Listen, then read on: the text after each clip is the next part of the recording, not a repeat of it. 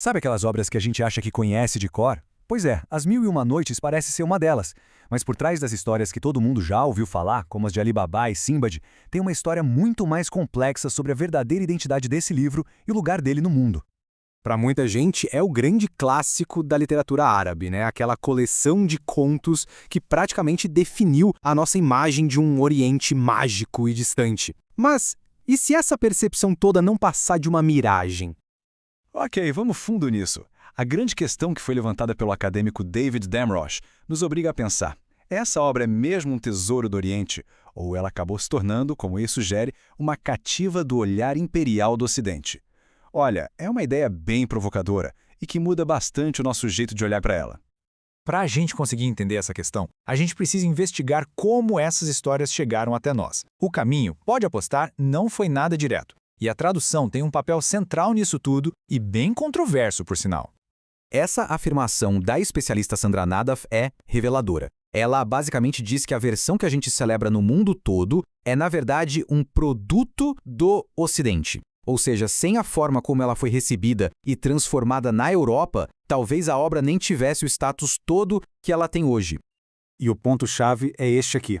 Foi a tradução para o francês de Antoine Galland, lá no século XVIII, que fez de As Noites um fenômeno mundial.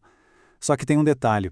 Histórias como Aladim e Ali Baba e os 40 Ladrões, que a gente jura que são a alma do livro, na verdade foram adicionadas pelo Galland. Então a obra acabou virando, como diz a Naddaff, uma prisioneira da tradução. E essa diferença de percepção é gritante. No Ocidente, a obra é a leitura obrigatória, um pilar da literatura mundial. Já no mundo árabe, historicamente, o prestígio não era o mesmo. A linguagem era vista como popular, coloquial, e a poesia não era tida como sendo de grande qualidade. Resumindo, não era considerada alta literatura. Mas a história fica ainda mais interessante. Acredite se quiser, essa obra, que foi tão moldada pelo Ocidente, foi usada depois para criticar o próprio Ocidente. Vamos ver como isso aconteceu. E aqui está o grande paradoxo.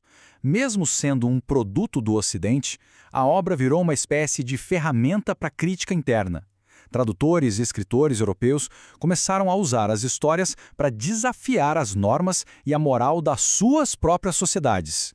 O David Damrosch dá um exemplo perfeito disso. Ele cita o tradutor britânico Richard Burton, que usou a versão dele da obra, famosa por ser bem explícita, para atacar de frente a repressão sexual da era vitoriana. A obra foi usada como uma verdadeira arma contra a cultura dominante da época. Então, a gente começa a notar um padrão aqui. Seja na França do século XVIII ou na Inglaterra vitoriana, As Mil e Uma Noites nunca foi uma obra passiva, que ficava lá quietinha na estante. Ela estava sempre sendo usada para abalar o sistema, para questionar e provocar a cultura que a adotou. Isso tudo nos leva a tentar resolver esse quebra-cabeça. O que essa jornada de As Mil e Uma Noites nos revela sobre o que realmente significa ser literatura mundial?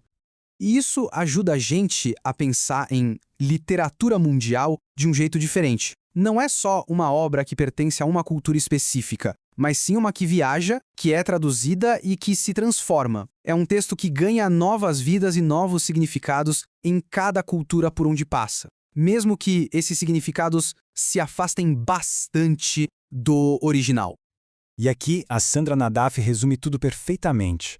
Talvez a capacidade dessa obra de ser capturada, traduzida, transformada e até usada contra seus captores seja justamente o que a torna uma obra-prima da literatura mundial. A sua capacidade de se adaptar é a sua maior força. Ela consegue viajar pelo mundo porque é infinitamente reinventável.